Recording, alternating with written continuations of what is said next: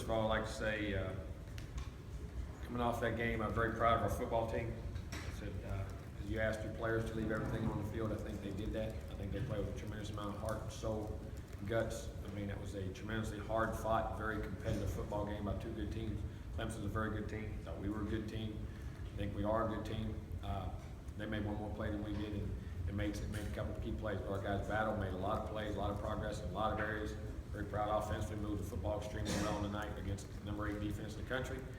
Defensively had some great stretches where we played extremely well and played well. We did some great things, created some turnovers, got big plays on offense, ran the ball. Defense covered well on special teams. It was a great college football game. It was one of the great college football games. And unfortunately, we just came out on the bottom end of it and could have made one more play and didn't do it. And we'll continue to work and go, but very proud of our guys. I think we've made a lot of progress. On the off week, though, had some issues that we thought we cleaned up and did. I thought we got a lot better on the off week because I thought we played a tremendous football game the other night. But still, always got things to work on. Still got things we got to get better on. Had some key plays and key moments that we need to play a little bit better. But you're always fighting for that. But very proud of our team and the way we competed. Now we need to put that one past and get ready to go to NC State, which is always a very good game, very tough team, very good defensive football team, very good front, very physical linebackers. Like I say, it keeps seeming like I'm watching the same guys from the last 3 or 4 years. It's all the same guys. Secondary do a really good job. Defensively playing outstanding football. Offensively, quarterback playing well for them. The running back runs hard. Great cutback guy, great speed guy. Knew him in high school. I mean, in college, he really became a heck of a player. Their skill guy, very good. Big guys catch a football down the field. Their offensive line is very good. Big inside guys. Tackle's really good. We got a really good football team. We have our hands full going up there to play. They'll be hungry to win. They come off a tough game this weekend themselves, so we're going to have to play very well. We need to put this one behind us and move on and get better at what we're trying to do. Questions? Jimbo, you touch base with AC office on those missed calls, or? No, they'll send some things in. We'll send some things in, and they'll send some things in. I mean, we'll send it in what we disagreed with, and they'll fly back. We won't, I don't ever make those public. We'll either agree or agree to disagree. Move on. Looking back at the film, there's an image that looks like Freddie blocks him up here. Fair enough. So when you said it wasn't a chop, you were meaning it wasn't a cut block. I mean, no. That's all what I saw. I mean, they'll see what they see. They see what I saw what I saw. What goes and what happened. Jimbo, when you get that feedback, just in general, you get the feedback back from the ACC. Do they sometimes, will they apologize? Will they say, okay, we messed up on that one, we're going to try to correct that? They'll just say, I agree with your call or disagree with your call. They know what we thought. That's about what you get. I mean, that's what they say. So it's just, there's always opinions. I mean, referee officiating is always, there's always questions, and nobody's perfect, trust me. I understand that they have a tough job too. But you got to voice your opinion when you think it's right. I mean, coaches, players, everybody's accountable. I think everybody should be. And I think they are. I'm not saying they're not. So they'll do a good job. Were you happy what you saw from Nightline and the snaps? Very much so. I think that was a really bright spot for the game. Been very anxious for him to play.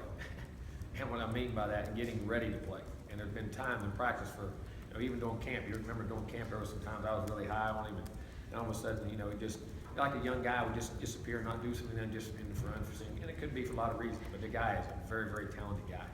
And really just got to grow into that role, and I think get out there now. Hopefully he's got out there in the game to see what he can do, and he's dynamic. He can run routes, he can stick his foot in the ground.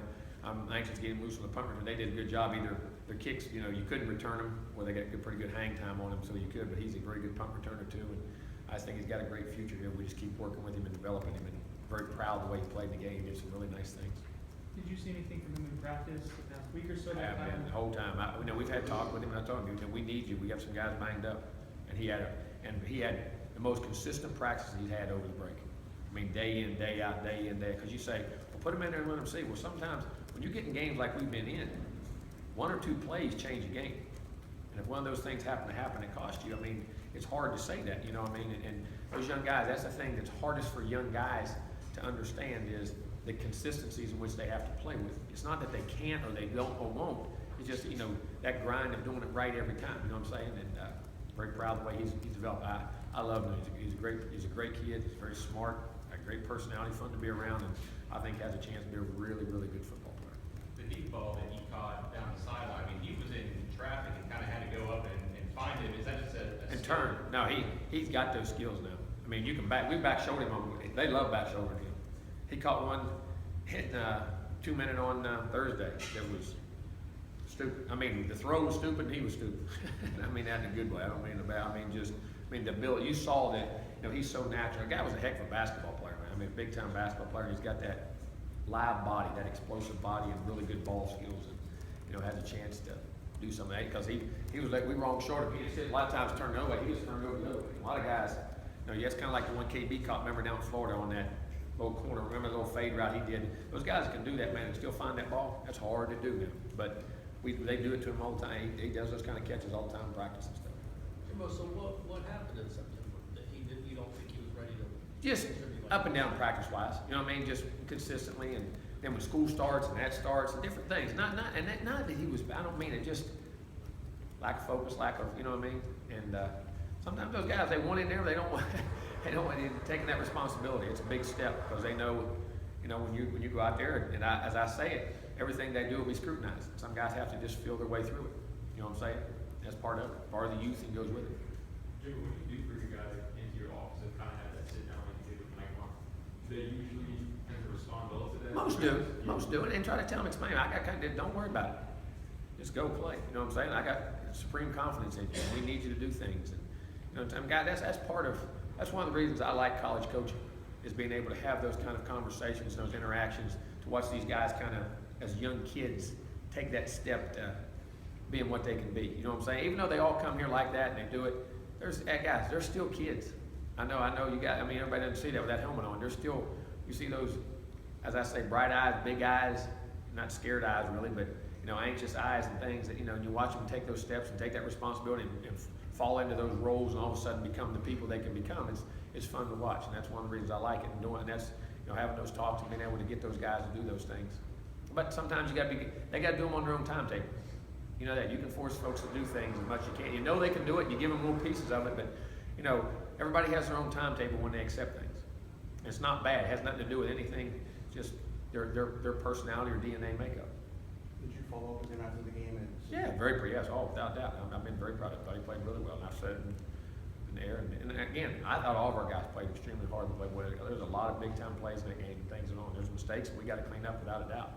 And we got to keep getting better at the critical moments. And like I say, in those games, I keep talking about everybody laughs all the time when I say those inches. But inches.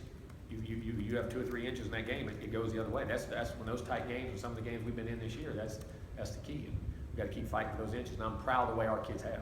The one thing they have done is fought for those inches, and they've gotten better. We just got to get a little bit better. Jimbo, Clemson hadn't given up a lot of sacks on here. You guys got 4 in one night.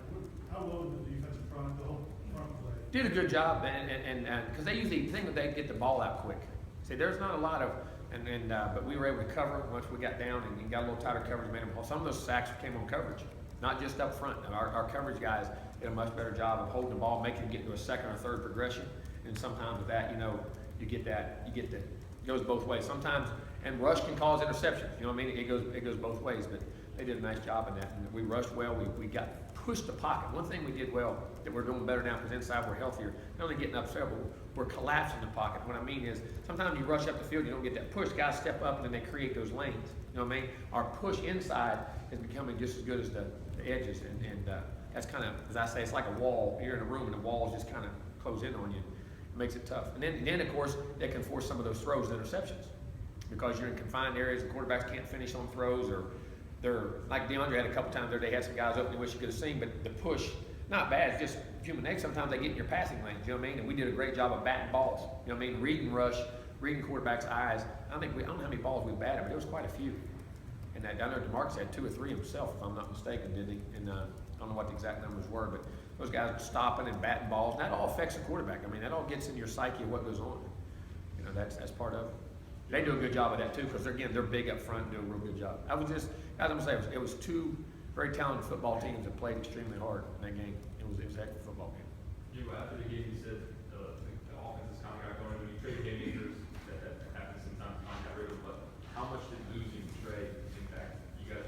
Oh, I think it definitely did. As much as anything, not because of it, but for also you have the loss of Nate Andrews and you have the loss of Derwin James. So you're talking about three guys in that position of that safety who makes calls and angle, and it did affect. And Trey, again, is one heck of a football player on top of that. And then not that the other guys aren't, but just now you're really, because other guys you were putting in position to do other things. Now they have to ask them to go do something else because somebody else has got to come in the game and what he does. You know what I'm saying? It does, but you know, unfortunately, that's part of the injury bug that goes with football, and you got to try to stay healthy as you can. And we've had just bad breaks as far as those kind of injuries. And you have those years, but it did affect us. It did affect us. What do you think of their defense from? Good player. I mean, they're big and strong inside. Wilkins 94. 42 gets a push. 99 gets on the edge. Gone to 56 comes in. I mean, they got good, strong, big guys up front. That's why I was proud of that. We actually, you take sacks away, ran for over 200 yards in the game. Ran the football for 200 yards, threw it for 286, moved it well, had sacks and things. But they're going to make plays. They're going to, they're going to get your quarterback and they're going to do things. I mean, that's just when you play a team like that. But I mean, as far as when we moved the ball, scored points, and just had opportunity to score a couple other drives. I wish we would have, should have. How do you gauge your, Sorry, go ahead. After evaluating your offensive line, what's your thoughts as far as the observation right now at this point of the season and moving forward? When you watch that game, we run blocked in that game very well. And some of the sacks and the hits he took, again, I go back, they had 6 sacks in the game. 2 at the end. We had a guy beat inside us wasn't assignments. Guys were where they were supposed to be. A couple guys physically got beat, a couple hits. And then we had some on the fullbacks and tight end. We had the ends doubled and they split them. And then Wilkins and those guys split some double teams and came off and made some hits too. So it's not just always on them. And then one sack he did take early on the naked, he should have thrown away. They played a naked, he rolled out. When you're out in the naked off a hard play action and you're rolling back out, you got to throw it away if the pressure comes. He took one that he shouldn't have taken in the game. So I mean, it does. I think they're getting better. I think they're doing much better as we go on. And again, we're moving the football. I mean, we're still about 480 yards a game. I mean, we're perfect? No. We got things to work on? Yes, without a doubt. But we're still scoring points and moving the football very well. And short yardages are good. Our red zones are good. Our third downs are very solid. I mean, and we still are not quite close to satisfied with what we can be, in my opinion. What do you look for? How do you weigh that? You're really impressed with Clemson's defensive line, but then how do you weigh that with the performance of the offensive line? Well, you do weigh it, and you have realistic. You know what they can and cannot do, and what those guys are capable of doing, and what you do in a game. You rate it as a coach from the experience of being there. I mean, we had some breakdowns and didn't play well at times, and played really well at other times. I mean, really well. So, I just give and take. Need to play a little more consistency, but we're always going to say that. Quarterback, we had some plays we could have made. At receiver, we had some plays. Even at running back, we had a couple runs and cuts that we really could have came out. And you kind of come away from games most of the time like that all the time. But we still want to. Now, I don't want DeAndre to he needs to get hit as much as he did, and we got to do a little job protecting. And a couple times you got to get rid of it, but for the most part, you're trying to make plays. When you're in a game like that, and you know every play matters. That's going to be part of it. As their guy took. I mean, Deshaun got sacked 4 times and took a lot of hits and a lot of even near sacks. And I mean, he got hit probably 3 times as much as he did. Tackles for loss. We had both teams had a lot of tackles for loss and things. That's when good football teams get at it. That's kind of what happens. Jimbo, Latavius Jackson seems to be getting a lot more progressive and more playing time each week. What is he doing to earn that playing time? A lot more consistency and knowledge of our defense, and just getting more comfortable. You know what I mean? Getting in a role, and we're trying to keep those reps spread out, and keep developing him. I think he's got a chance to be a really, really good player. Doing a nice job. Jimbo, in terms of the deep shots that you take with DeAndre, he's taking a lot of hits as he's throwing it. That's the give and take. If you don't say it, then they got 9 guys sitting there at the line of scrimmage, and you ain't running the football, and you can't throw any outs or short routes because you're never pushing them out. We end up getting about 3 or 4. That's what I said. We had double teams on, and that we got split on. We got to hold up. That's the thing about taking shots. But if you got to take them, you cannot not take them. If you don't, you'll never move the football because they'll play 8, 9 guys in the box on runs, and they'll squat on all your underneath stuff, and you won't have any routes. And we had some opportunities down the field, which we didn't get, but we got 3 or 4 interference calls, if I'm not mistaken, on the night, something like that. So, that's give and take. And that's the thing you always fight when you're taking shots, finding ways to make sure you get protection and get it out. And again, some should have been, a couple we could have thrown a hair earlier. Well, I realize that. I'm just wondering, in terms of maybe the percentages, how much of it is line, how much of it is because he's young? Well, no, that's what I said. A couple was fullbacks, a couple was tight ends. Couple was 3 or 4 was offensive line, and there was one on the shot plays. Even the one wasn't a shot on the one he took a sack on. There wasn't really any of the things he could have ever done on any of those. He actually got him off quickly when the guys got beaten and got it out of there. But again, they're good on that side. But if you don't take shots on those kind of teams, you'll never win football. Does it seem to you that he takes more physical shots? He does. It's weird. I've never had one take quite as many. You know what I'm saying? Just been a couple. In my opinion, again, in other games have been very late. I mean, the worst ones he took in a couple of the other games, he should never been touched. Ball's out, he's clean. I mean, so how do you coach against that? You mean you got to call it? You know what I'm saying? And I say this all the time. I think we got to do a better job. I'm not talking about just in here. I'm talking about in college football, protecting quarterbacks when they're vulnerable, taking throws and making shots. I think we have to do a better job of really emphasizing, like they do in pro football, the quarterback protection, because that guy is so vulnerable. If we're really going to play safety of the game, and I'm not talking about our loud talk. I see it across the board as I watch games, all across the country. How it's emphasized. I think that's something that we need to do. And late hits need to be really, really scrutinized, and maybe even some more severe punishments to stop people. Just like we throwing guys out of the game for headshots. You know what I'm saying? I mean, if you're going to do that and you want to protect them, if you want integrity of the game, make those penalties very severe for hitting those guys late. You've been around a lot of quarterbacks and a lot of tough quarterbacks. Could you know how tough DeAndre? You don't ever know till you get in there. And then there's a lot of tough things, but your competitive spirit and your mindset and all that. That's one thing we have been blessed here with. And I'm gonna say that the guys I've had here have been extremely. I mean, Drew and those guys were very competitive. Christian Pond was one of the toughest guys that walked across the earth. He never got credit for it. I'm talking about. I watched him play a game out here and I never even knew it. The first series we played NC State one year. I was still the coordinator. Broke 2 ribs first series. Played the whole game. No one knew. Then at halftime, they told me.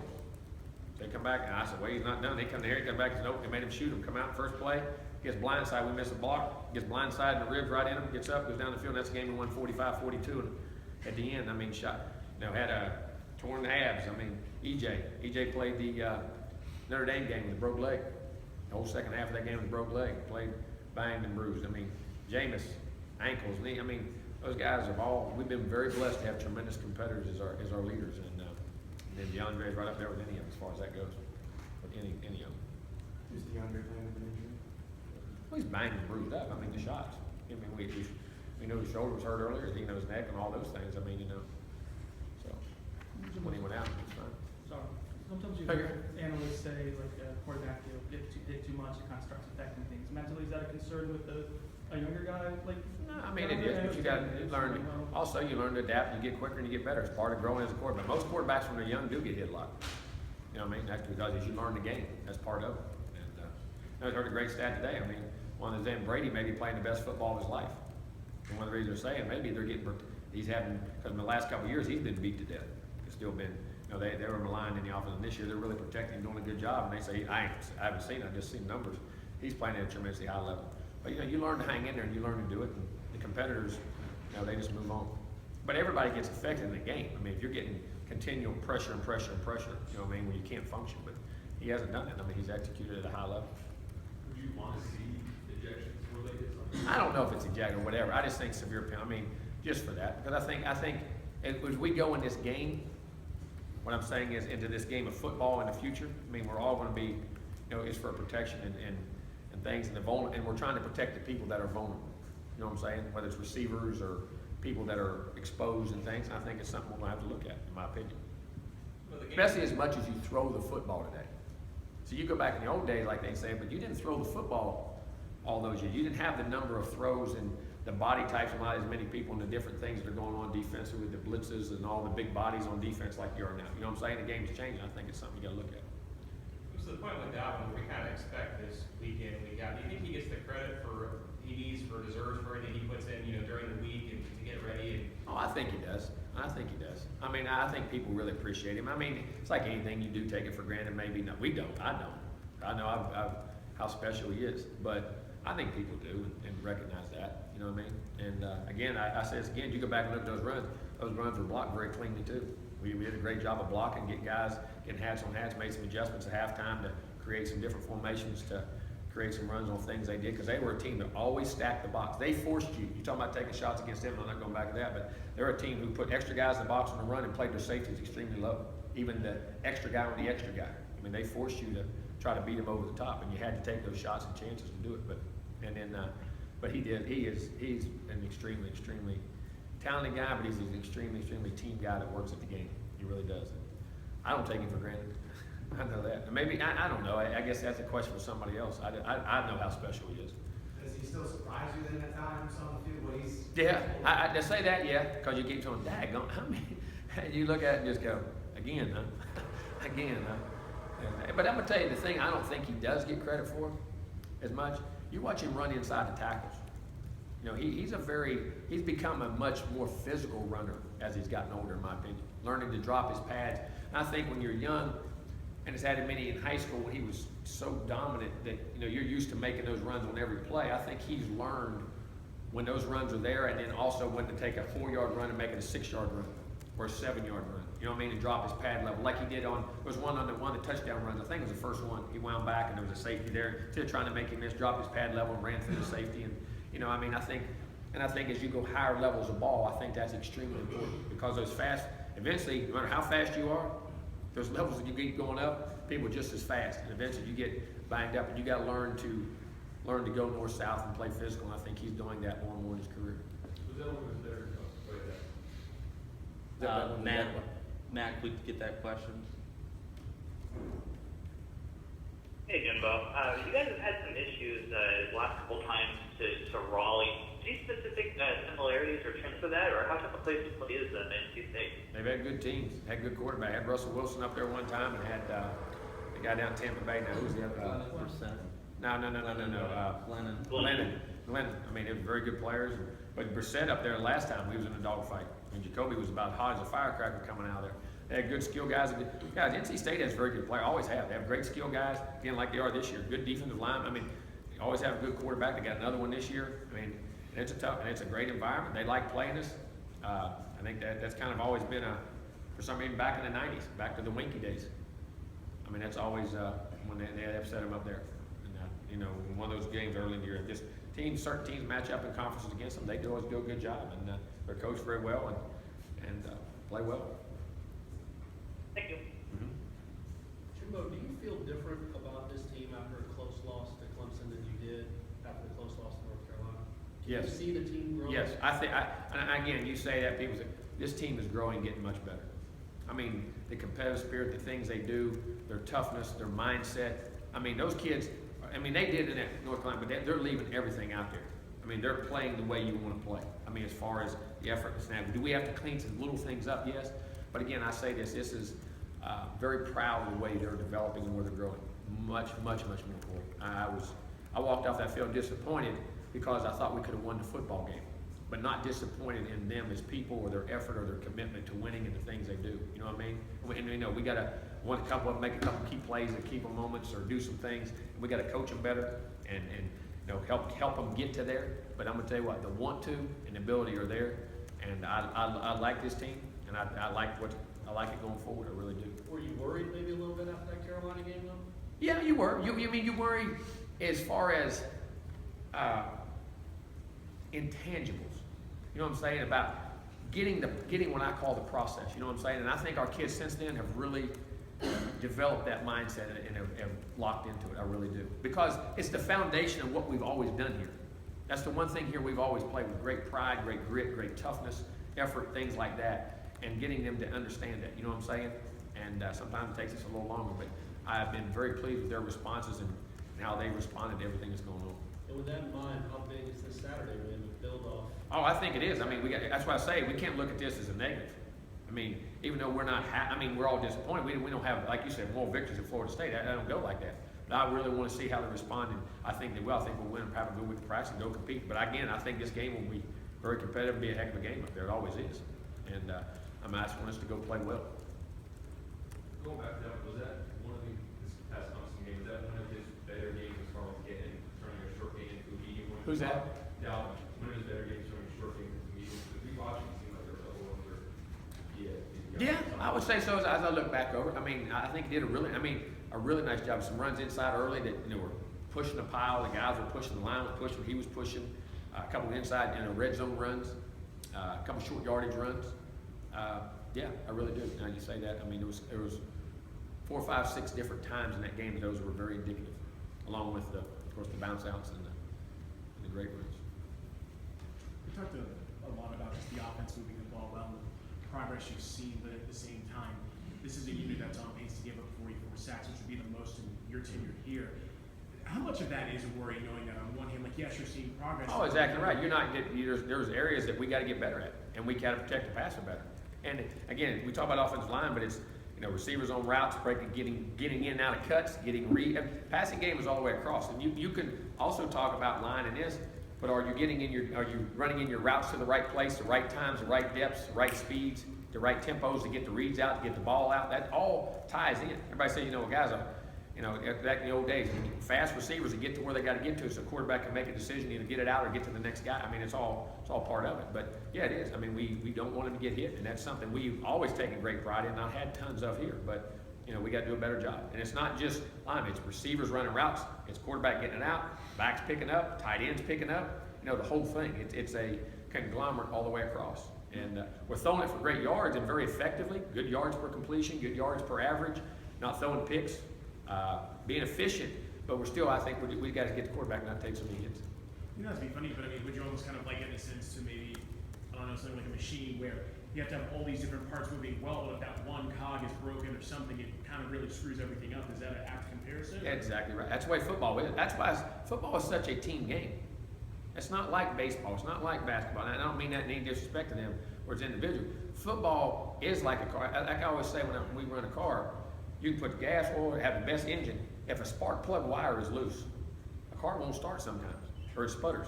You know what I'm saying? Just from going back and just tightening the wire. It can be that simple. Or it can be, you may have to do, rebuild the engine. I mean, there's a lot of reasons for that, but football is the epitome of that. You know what I'm saying? And the more you running game, passing game, those kind of things, that, sometimes the problems are greater than you think, or sometimes they're less than you think. It's just a matter of tweaking. You got to constantly fight for that and figure out what it is. Jimbo, earlier you were talking about the pass rush in the interior of the line. Derek Nottie, how big has he been now that he's healthy? Huge, man. I mean, really big. Him and Christmas and those guys and the marketing, because they pushed that, again, pushing that pocket, and getting it back. Derek's played really good football here lately. Really good football. And Derek said before the start of the season, that's one thing he wanted to throw on was as a pass rusher, disrupting the quarterback. I guess what things is he doing particularly well? Transitioning and reading run pass reads. His run reads, his pass reads. They do it just like like a quarterback would read the coverage, 3 deep, 2 deep, quarters, whatever it may be. They do that from signals, from pre-snap reads to formations to alignments to down distances, and then how a guy reacts. Is it a run? Is it a pass? Reacting to a draw? I mean, there's a lot more than what you say. Well, getting suckered out and rushing, and they run a draw on you or throw a screen. You know what I mean? All those keys, and I think just his knowledge of the game. Because Derek was a guy that didn't play tons and tons of football. You know what I mean? And just his knowledge of the game just growing so much, and him recognizing those keys so much faster, allowing his ability to take over. Jimmy, you've had the same starting 5 on the offensive line, I think, for 5 or 6 straight games. Mm-hmm. Are you satisfied with the progress there, or that starting 5 kind of settled in that's going to be your group going forward? Well, right now, we got other guys we're repping in practice and we can put in and do things, but right now, those guys are showing that they play the most consistent right now. I mean, you're never satisfied, because even when you're good, you're never, perfect, you're wanting to push up, but we got to get better. We got to get better in a lot of areas, though, up there, and but for right now, those are going to be the guys that go, and we'll keep working. We got other guys. I mean, we roll guys in with the ones. We pull guys out doing practice and work different guys at different times. Dickerson made a true freshman. What have you obviously playing him? You've got some other veterans that could play ahead of him. What has he done that you're excited about having? Well, I just think he plays more consistency, his knowledge, and he doesn't make a lot of mistakes. He had a couple penalties in that game were uncharacteristic of him a little bit, but he's playing the most consistent in what he's doing, and has tremendous ability. I mean, tremendous ability. What's the takeaway watching NC State's Jalen Samuels accomplish his army that they're doing? Absolutely. Oh, I mean, he is fun. I mean, he runs sweeps, he plays tight end, he plays fullback, he plays running back, he plays receiver. When you describe his football player, I mean, can do everything. Catch it, run it. He is a heck of a player. He really is. He's kind of a throwback type guy. You know what I mean? Those guys that used to, That's what I was going to ask. It is, I mean, because guys that play that multitude of positions and have that size and ways built, and but didn't have the understanding of the game to be able to do that. I mean, he is a very, very talented guy and gifted guy, instinctive, not only just physically, but instinctively for the game of football. Jimbo, Clemson was able to have 5 third-down conversions in the fourth quarter and a 4th down one too. What were some things that they were doing to just people see on the field? Nothing, I mean, nothing different. They just execute some of the same plays. It wasn't any different plays or situations. They're talking about, they got a couple third and longs. They hit one in the hole. That's when Trey had to. We were in a man under coverage at the front. We got a jam and slipped on a jam. The guy got 2 steps and hit a hole. And that's when Trey tackled the guy on and got the late hit. Trying to think, they had 1 third and long. They converted, got to it 4th and 1, and were able to convert that. That was, a guy made a dive. The guy was getting perfect coverage. They made a play on that one. Trying to think of the other ones. I can't remember the others off the top of my head, but again, rising their game. You know what I mean? And we were having to adjust guys and move guys around when Trey went out of the ball game to adjust to that, and then different guys in different positions. They made a few plays, and we did. We almost had a sack there one time, really big time. Tavares was coming off the corner on the corner blitz, and their backs on him late and dove out and just got a piece of it. I mean, they found a couple inches there, made it.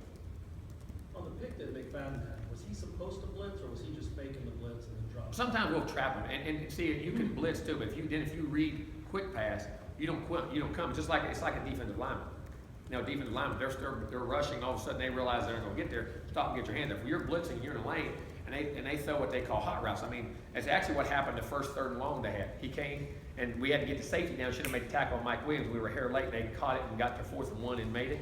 Well, that time when he came and he recognized it was a quick pass, he stopped. You stop, and then you run past read them. You know what I mean? So all right, I can't get there. Well, let me try to get in your lane, and then back up. His size and length allowed him to, make a play. I mean, so a lot of times when you're playing trap corners, you bluff them, you bring them, and sometimes when you do bring them, they realize it. And people know, all right, if you're going to be unblocked, the ball's got to come out. There's going to be somebody usually replacing where you came from. So as a defender, if you can read that in time as you get experience, and you can stop, and when you're big like that, you can often tip it or become like a D lineman or intercept it or something like that. Jimbo, some seasons you don't have any injuries, or it seems like things go smoothly, or not a cluster one position.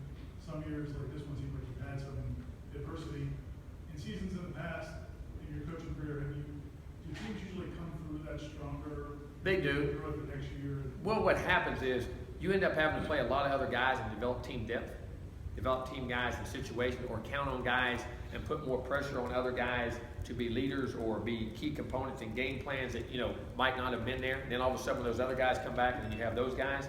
In the future of that, it usually does build. It makes you stronger. It really does. And then, I go back to 2011. You go back to 2011. You go back to EJ being injured. Remember, a game and a half and missing those games. And we had a bunch of them that year. I mean, there was a conglomerate of injuries, offensive line, everything. We had to end up playing all the freshman linemen and all that. I mean, and then after that, it responded. I'm not saying all that's going to happen, but it does. If they handle it the right way and those young guys develop, those older guys come back and do the things they got to do, and everybody heals up, it can make you stronger. But also, as a coach, it challenges you and it makes you better because you have to adapt and move and do things and stay very competitive in what you got to do. So it can very much do that. How would you say you've seen some of those young guys in the second year? How would you describe the way they've kind of taken on that challenge, knowing that I've been there's very not proud going to of be a Durant or a Nader or whoever back there to kind of help them along the way? Oh, they've done a great job. I mean, they're very competitive, very, very attentive, wanting to do it, and jumping out there and making plays. I mean, they've all improved drastically across the board. They really have. We good?